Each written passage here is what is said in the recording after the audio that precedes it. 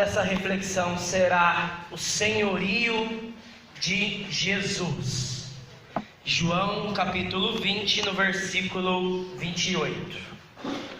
Tomé respondeu: meu Senhor e meu Deus.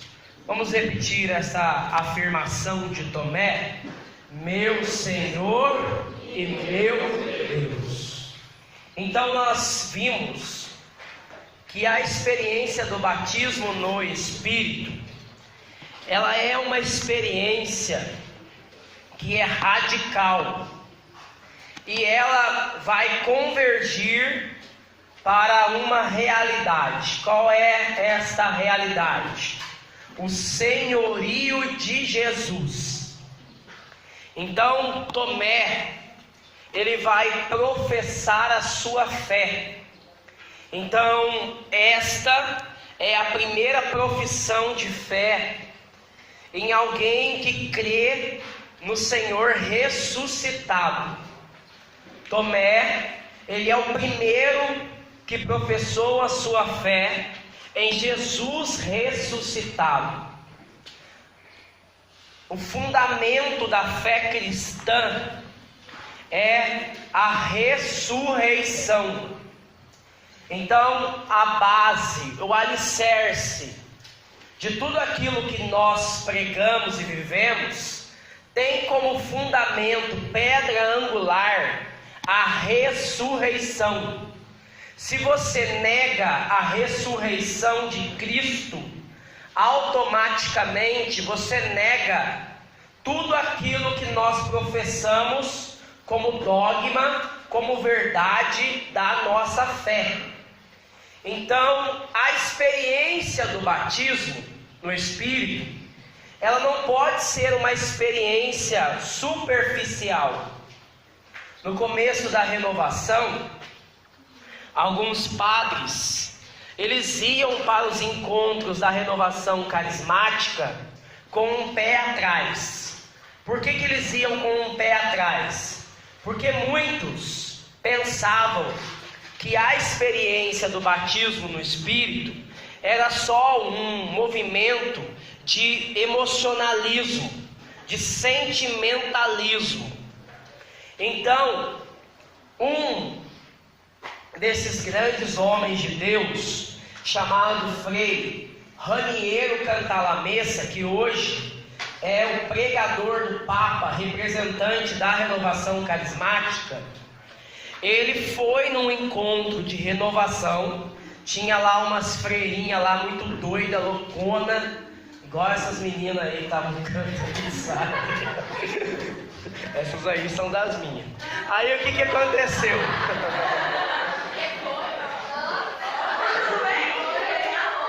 Eu tô falando das meninas aí que são das minhas, tudo loucona por Jesus. Aí, é vocês mesmo, é nós na fita. E aí, chegou lá no encontro, essas senhorinhas e algumas freirinhas assim, chegaram, botaram a mão na cabeça dele e começaram a rezar por ele ser batizado no Espírito Santo, porque ele não sabia o que era isso. E aí, no momento que ele estava em oração, ele já era um professor de teologia. No momento que ele estava recebendo a oração, Jesus crucificado falou com ele. Então ele estava diante de Jesus crucificado, e Jesus falou para ele: Raniero, Raniero, pensa 2 vezes antes de receber o batismo no Espírito Santo, porque esse batismo no Espírito Santo que você está recebendo não é uma experiência sentimental apenas, mas é uma experiência que vai levar você a viver o senhorio de Jesus. Então a experiência do batismo no Espírito, ela tem que convergir a nossa vida para viver o senhorio de Jesus. Então o Espírito Santo é dado para que nós possamos professar a fé que Jesus Cristo é o Senhor. E quando você faz a experiência, ela vai manifestar nesse sentido em 3 dimensões. Primeiro, o Espírito Santo convence você de uma verdade absoluta. Qual é essa verdade absoluta? Que Jesus Cristo é o Senhor para a glória de Deus Pai.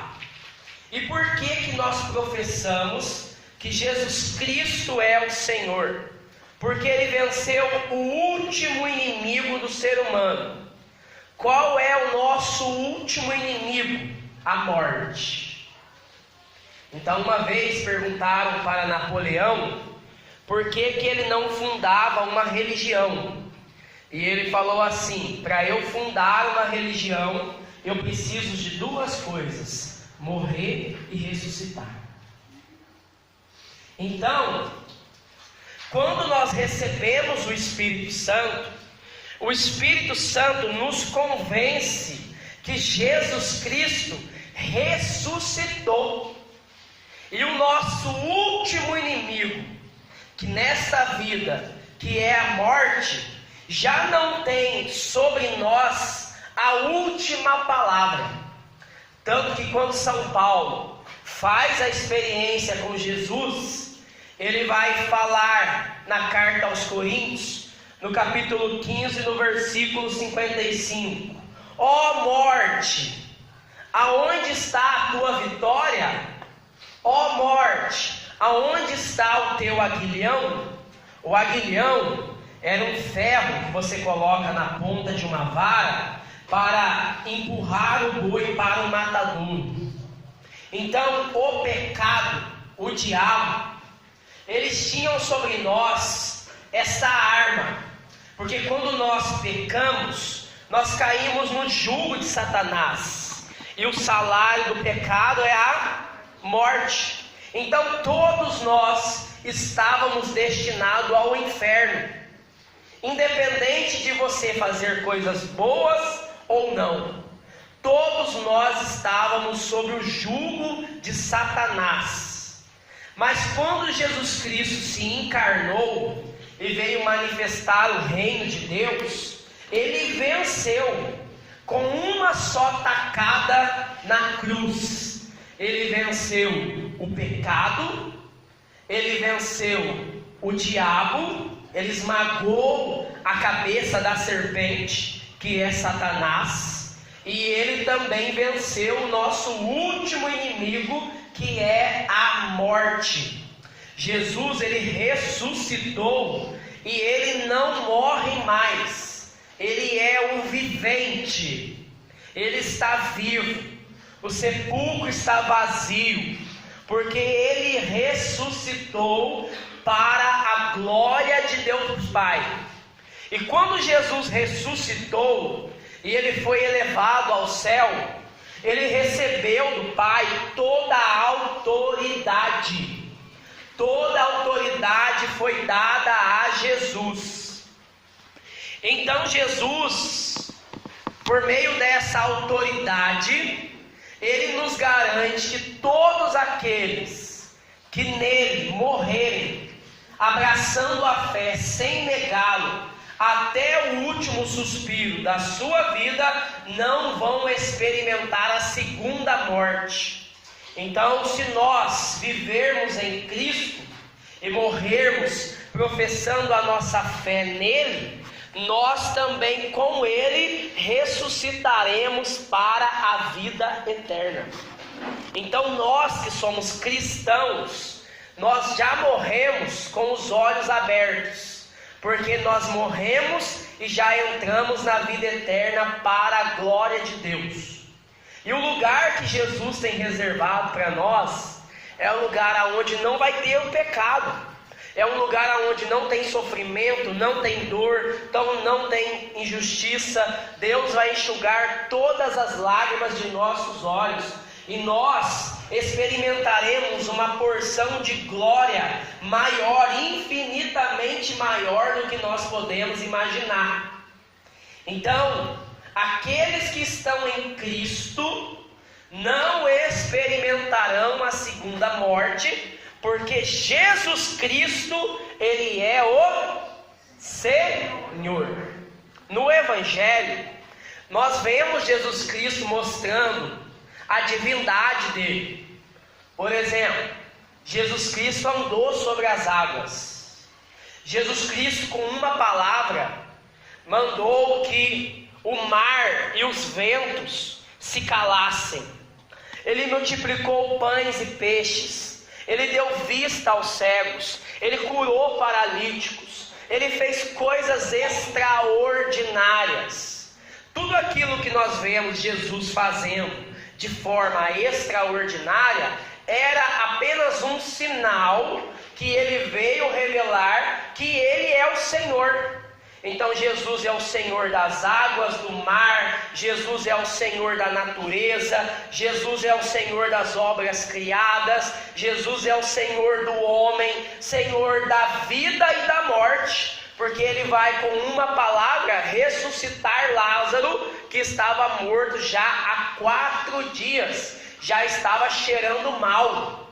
Então Ele vai falar para Marta e para Maria: se creres, verás a glória de Deus. E elas vão crer no senhorio de Jesus. E Jesus, com uma palavra, fala: Lázaro, vem para fora. E ele vai sair na condição que ele estava, enfaixado, amarrado. Ele vai sair para fora e vai tornar a viver, porque ele estava sob o poder do senhorio de Jesus. Então essa é uma verdade. Jesus Cristo, Ele é o Senhor. Ele recebeu do Pai toda a autoridade, todo o poder foi dado a Ele. A carta aos Hebreus fala que Ele é o mesmo, de ontem, de hoje e sempre. Então o mesmo Jesus que nos Evangelhos realizava através dos apóstolos coisas extraordinárias, é o mesmo Jesus que está no meio de nós. E se nós tivermos fé e professarmos como Tomé, meu Senhor e meu Deus, nós veremos as coisas que Ele fez e veremos ainda coisas maiores. Às vezes algumas pessoas perguntam: Rodrigo, mas você não passou por casa de recuperação, porque você usou drogas por muitos anos, você não teve muitas lutas para vencer as drogas? Uma vez eu falei numa casa de recuperação que eu estava pregando que Jesus Cristo poderia libertar uma pessoa de qualquer pecado, porque Ele é Senhor. E deu um problema lá, porque um médico falava que uma pessoa que usou droga, ela para sempre vai ser doente. Eu entendo isso na condição de pecador, mas eu entendo que para Deus nada é impossível. Nem só de pão viverá o homem, mas de toda a palavra que sai da boca de Deus. Enquanto tiver 1% de esperança, o nome de Deus é sopro de vida. Basta que Ele toque e Ele pode mudar a história. Por isso nunca desista, nunca deixe de acreditar que para Jesus qualquer situação pode ser mudada para a glória de Deus, porque Ele é Senhor. Ele é todo poderoso. E nós precisamos experimentar essa dimensão que só o Espírito Santo é capaz de convencer o nosso coração. Quem tem a última palavra não é o diagnóstico médico. Quem tem a última palavra não é a pessoa que te ofendeu. Quem tem a última palavra não são as pessoas que estão à nossa volta, mas é o Senhor Jesus. Então por isso nós precisamos experimentar essa fé poderosa no nosso coração, se nós quisermos ver coisas maiores do que estas. Eu lembro um dia que eu entrei numa escola muito difícil de Andradas, e aí eu falei para Jesus: Jesus, eu sou um nada, eu não vou conseguir evangelizar essa sala. Eu fiquei 10 minutos para fazer os meninos calar a boca. E aí eu falei: Senhor, dá uma demonstração do seu poder, dá uma demonstração do seu senhorio aqui nessa sala. Sem brincadeira, quando eu cheguei na escola, eu falei assim, ó: Deus te ama. Na hora que eu falei assim, Deus te ama, era como se o mar se abrisse diante dos meus olhos. As crianças começaram a cair em prantos, muitas iam dando gritos de libertação. Eu encostei na parede, meu amigo o Oséias, que foi comigo, ele encostou na parede que a gente não estava conseguindo ficar de pé, tamanha era a glória de Deus que estava naquele lugar. E nós ficamos desesperados. Deus foi dando palavra de ciência, de cura, de revelação com aquelas criancinhas, as crianças sendo tomadas pela glória de Deus. Quando eu olho no fundo assim da sala, era uma janela, tinha aluno pendurado, chorando, falando: meu Senhor, meu Deus, dando glória a Deus. Quando nós fomos assim, vamos chamar as professoras para ajudar a gente, porque eu não sabia o que fazer naquela sala. Na hora que eu abri a porta, tinha uma fila de umas 15 crianças assim. O primeiro olhou para mim, Bozé, e falou: ô tio, deixa eu entrar aqui nessa sala para adorar a Deus. Para adorar a Deus. E crianças que eram mutiladas. Crianças que odiavam os pais, as mães, que brigavam entre eles, que usavam drogas, isso com 9, 10, 11 anos, experimentando ali um poder, uma unção de Deus. O professor que não acreditava, ele falou para mim, ele riu da minha cara na hora que eu entrei na sala. Ele falou para mim assim, ó: se você conseguir fazer alguma coisa, era sexta-feira, quinta aula, os alunos que... filho do diabo, os alunos, que esse capeta. Aí começou aquela glória, a dona glória de Deus foi entrando assim. E aí eu fiquei encostado assim. O professor caiu em prantos, começou a chorar. Aí quando veio na segunda-feira, eu voltei na escola para ir para outra sala. De repente ele falou: Rodrigo, o que está acontecendo comigo? O que está acontecendo comigo? Eu falei: o quê? Eu estou acordando 4 horas da manhã com vontade de louvar a Deus. Eu falei: meu irmão, você foi louco igual eu, você foi batizado no Espírito Santo. Então o Espírito Santo, ele nos convence disso. Pergunta para quem está do seu lado aí: ô cabeção, você já está convencido que Jesus é o Senhor?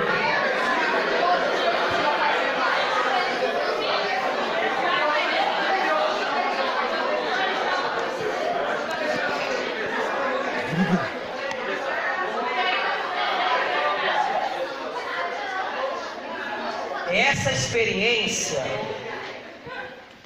de que Jesus Cristo é o Senhor deve se estender para a minha vida. É por isso que eu sou apaixonado em Tomé, porque Tomé, ele vai fazer uma experiência tão radical, que ele não vai só professar que Jesus é o Senhor, mas ele vai professar que Jesus é o Senhor da vida dele, porque ele vai falar: meu Senhor e meu Deus. Porque uma coisa é você dizer que Jesus Cristo é o Senhor. Ele é o Senhor, você acreditando ou não. O sepulcro está vazio, Ele ressuscitou. Mas outra coisa é você tomar posse disso e declarar que Ele é o Senhor da sua vida.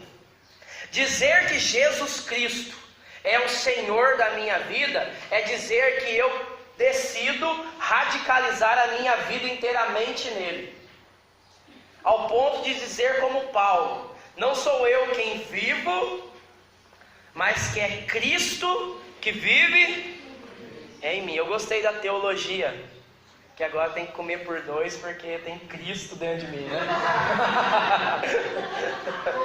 Essa foi boa.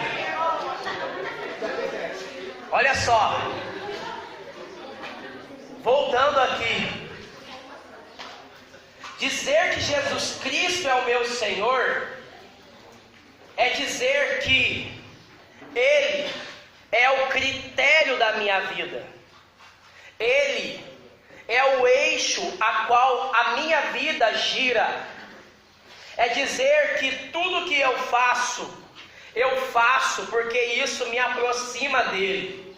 E se algo que eu faço me distancia de Jesus, isso é algo que eu devo abandonar em minha vida. Porque Jesus Cristo, Ele não veio só para perdoar o nosso pecado. Ele veio para nos libertar do pecado. Então, quando Ele curava, Ele sempre falava: vai embora e não peques mais. O que Ele estava falando? Ninguém te condenou, eu também não te condeno, eu te perdoo. Mas também, a partir de agora, você não pode mais viver preso ao jugo do pecado. Arranca o pecado da tua vida, porque agora eu sou o Senhor. Então Deus não divide a glória dele com ninguém. Ou você é de Cristo, ou você é do mundo. Não tem como eu ficar em cima do muro. Não tem como eu dar as mãos para Cristo e dar as mãos para o mundo. Ser um cristão morno. Um cristão sem posição. Um cristão camaleão. Sabe o que é o camaleão? O camaleão, ele tem um mimetismo. O que é isso? Ele camufla porque ele muda de cor.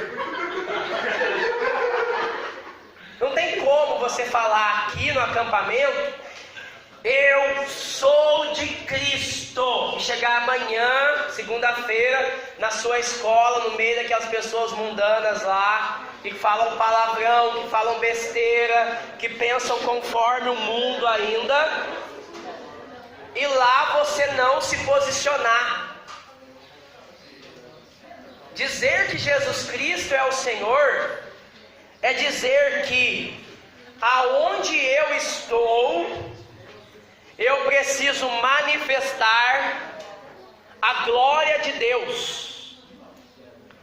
Dizer que Jesus Cristo é o Senhor é dizer que eu estou disposto a romper com o pecado. Então você que é um jovem batizado no Espírito Santo, você não pode ter pecado de estimação. Você não pode ter pecado de comunhão. Você não pode viver no pecado. Você não pode optar pelo pecado. O pecado tem que ser na sua vida um acidente. Algo que aconteceu por causa da sua falta de vigilância, fraqueza, por causa da nossa condição humana. Mas o pecado não pode ser uma normativa, uma condição na minha vida. Por quê? Porque eu declarei que Jesus Cristo é o meu Senhor. Então aqueles que fazem a experiência do Espírito Santo, eles são chamados a radicalizar essa experiência. E eu vou radicalizando essa experiência à medida que, primeiro, eu vou rompendo com o pecado. Quando eu fiz a experiência do batismo no Espírito Santo, só para vocês terem uma noção de como que eu era, o meu quarto era de fora a fora, ele tinha pregado pôster de mulher pelada. Então era um jovem que vivia debaixo de muita pornografia, impureza. As músicas que eu ouvia, pelo amor de Deus, as palavras que saíam da minha boca, as minhas amizades, eram coisas totalmente mundanas. Quando eu fiz a experiência do batismo no Espírito Santo, a primeira coisa que Jesus colocou no meu coração é que eu precisava mudar a minha vida. E eu peguei aquelas coisas do mundo que tinham pregados em todos os lugares, enrolei. Peguei, na época era fita cassete, eu sou velhinho mesmo. Era fita cassete, estava começando a ter CD. Eu peguei as coisas que eu tinha que não davam glória a Deus na minha vida. Eu fui pegando aquele monte de coisa. Subi no morro de casa, tinha um sofá velho lá, eu botei fogo em tudo. Por quê? Aquilo lá não pertencia mais ao Rodrigo, homem novo. Então eu tive que romper, através de uma decisão, com coisas que eu vivia no passado. Então, à medida que você vai rompendo com o pecado, você automaticamente vai criando no seu coração um espaço para você desejar as coisas que glorificam a Deus, uma vida de santidade. Então, no começo, para quem está ouvindo essa pregação e fala, nossa, eu tenho uma experiência semelhante ao Rodrigo. No começo você vai ter mais lutas para se desvencilhar dos pensamentos impuros, das palavras impuras, das coisas que você ouve. Mas à medida que você vai renunciando, vai rompendo, não vai alimentando mais o seu coração com essas coisas, automaticamente você vai começando a desejar as coisas santas, as coisas puras, as coisas de Deus. A conversão é isso. A conversão é você sair das trevas e você entrar na luz. Mas você precisa entender isso. Você vai andando para a luz à medida que você vai tomando uma decisão diária. Então hoje eu tenho que declarar, Jesus Cristo é o meu Senhor. Amanhã eu tenho que declarar, Jesus Cristo é o meu Senhor. Depois de amanhã eu tenho que ir declarando. Essa experiência, ela vai acontecendo de glória em glória. De glória em glória eu vou sendo transformado pelo Espírito do Senhor. Então Jesus, Ele vai mudando a minha maneira de pensar. Então a conversão, ela significa metanoia. Vamos repetir isso aí? Metanoia. O que é isso? É uma mudança na maneira de pensar. Eu já não penso mais como o mundo, mas eu tenho a mente de Cristo. Eu possuo uma nova mentalidade. E aí eu quero fazer para você algumas perguntas aí. Não precisa me responder não. Você vai refletir. À noite nós vamos ter um momento de adoração. E eu queria que você apresentasse essas perguntas diante de Jesus na Eucaristia. Primeiro, Jesus é o Senhor da sua sexualidade? Você já decidiu em viver um namoro santo? Um namoro que seja para glorificar a Deus? Você já decidiu no seu coração em ser fiel? Em ser uma pessoa casta, pura? Porque o grande problema da nossa vida é que nós não nos decidimos. Eu gosto de fazer uma comparação. Imagina vocês, está jogando lá Palmeiras e Corinthians. Imagina vocês, está jogando Palmeiras e Corinthians, aí de repente, no meio do jogo, tá 1-0 pro Palmeiras. E aí, olha só, aí o juiz pega o cartão e fala assim, ó, ele dá o cartão vermelho para metade do time do Palmeiras e fala assim, está 3-0 pro Corinthians. O que vai acontecer no estádio? A torcida do Palmeiras vai fazer o quê? Ela vai invadir, vai quebrar o juiz, não vai? Sabe o que é o problema de muitos jovens na comunidade? Eles entram no namoro e eles não falam que eles são de Deus. Eles entram na faculdade e eles não falam que eles são de Deus. Eles entram na sala de aula e eles não falam que eles são de Deus. Aí começa a namorar. Aí namora com alguém que não é de comunidade. Aí começa as carícias, a mão vai descendo, o fogo vai subindo. E na hora que o bicho está pegando, você levanta o cartão vermelho e fala, eu vivo a castidade, vai te lascar. Vocês estão entendendo o que eu estou querendo dizer? Por que nós sofremos na nossa vida? Porque nós não apresentamos o cartão de visita. Você, menina que está aqui, você precisa ser radical na sua fé. Você precisa olhar nos olhos da pessoa que você vai namorar e você precisa falar para ele: olha aqui nos meus olhos, olha aqui, ó. Deixa eu te falar uma coisa, aqui o negócio é diferente.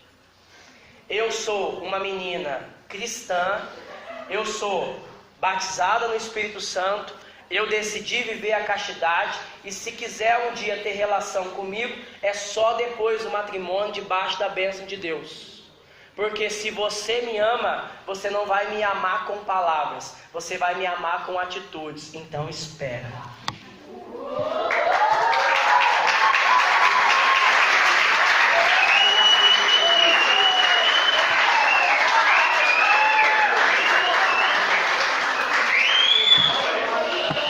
A mesma coisa eu falo para os meninos. A mesma coisa eu quero falar para vocês, meninos. Às vezes a gente vive meio iludido. Se você começar a olhar para as garotas, vou fazer uma pergunta para vocês. Quem que você, se você tem a vocação para casar, por matrimônio, claro. Às vezes você não tem por matrimônio.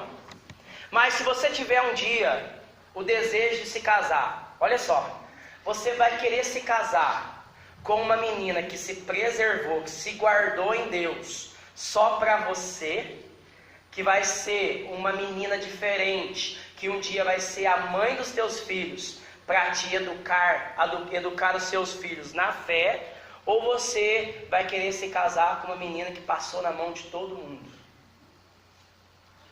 Qual que você vai querer se casar? Pode falar. A que se preservou.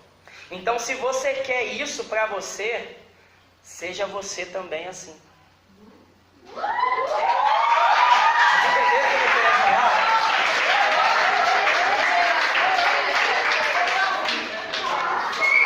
Porque, olha só o que eu estou falando. Por que eu estou falando isso para os homens agora? Porque quando vocês começarem a tomar a decisão, porque aqui na comunidade é fácil, todo mundo quer está vivendo o senhorio de Jesus de alguma forma, senão você não estaria aqui nesse final de semana. Mas quando você chegar lá na tua faculdade, aí é só você e o bonde. Aí o que vai acontecer? As meninas vão começar a dar em cima de você. Por quê? Porque você vai ser difícil, porque você vai ser diferente. E aí as pessoas que não têm a mente de Cristo, elas vão começar a zombar de você. Então é nesse momento que você tem que radicalizar a sua fé. É nesse momento que você tem que radicalizar a sua experiência. Porque à medida que você vai radicalizando a sua experiência, além de você ganhar convicção, você também vai ganhando valor. Porque aí você não vai sair mais com qualquer um.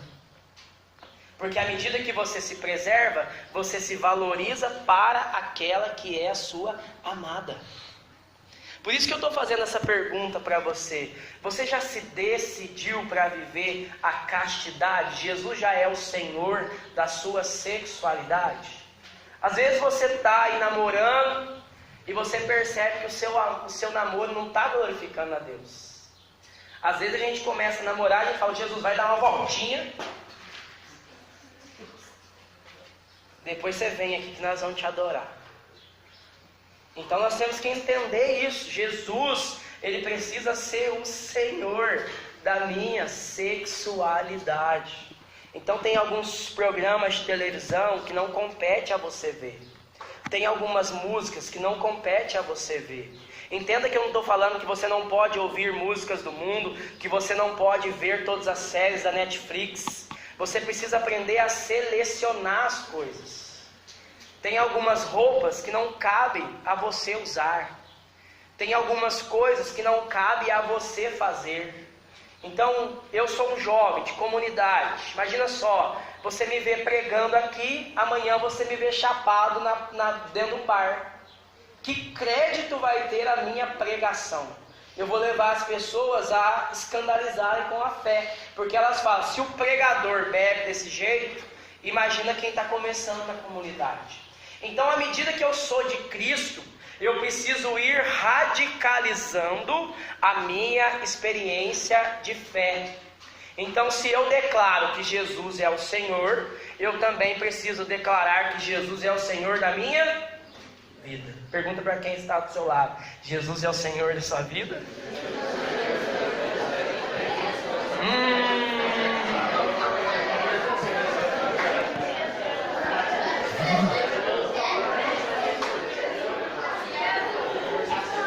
Para encerrar, eu quero falar de um terceiro elemento.